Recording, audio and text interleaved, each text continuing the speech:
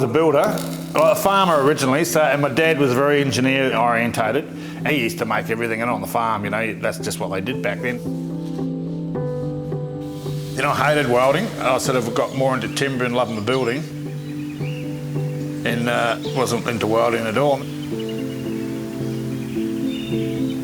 We bought a big house down on the river there, and we couldn't really afford it, so we turned it into a B&B, and if you'd said to me 10 years ago I was going to run a B&B and have a sculpture business, I would have just pissed myself laughing.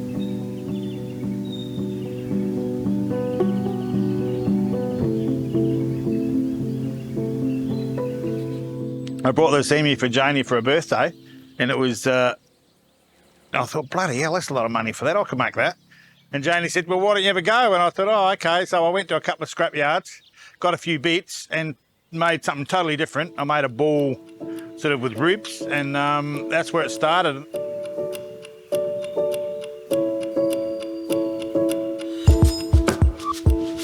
A friend said, oh no, look, I'll have one of those, I love that, rah, rah, rah. I did my first market and I sold everything. A year after I'd started, I gave up work. It's just grown from there.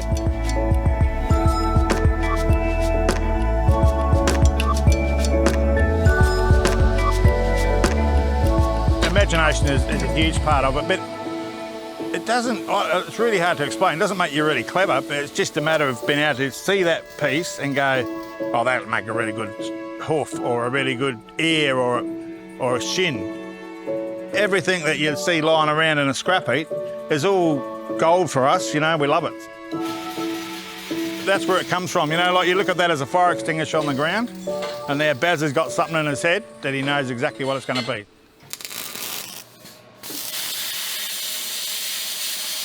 He's trying to sight it in there, and then he'll go, nah, it doesn't work. I mean, you may throw that piece away, or you may keep it and add to it.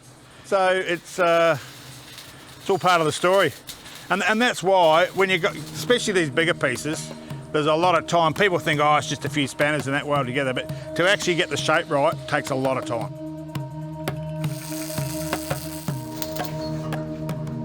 Patience is actually a big part of it, because you get sick of it and go, oh, bloody hell, I've had enough of that, I'm not going to do it. And if you don't change it, it really bugs you. And sometimes it can be a simple 2-minute change and it just changes the whole look of something. So, yeah, no, it's interesting, and it's a pretty tough job. We call it the kindergarten, you know. So, grown-up kindy. Grown-up kindy for big kids.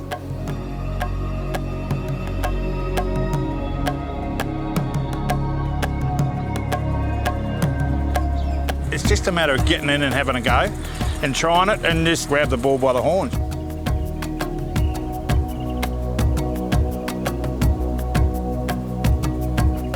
I'd love to get a bigger property just so I can make bigger stuff, you know. I know it sounds really stupid, but I'd love to be making 20-metre dragons and just have a big mad sculpture park. You just don't know where life's going to go.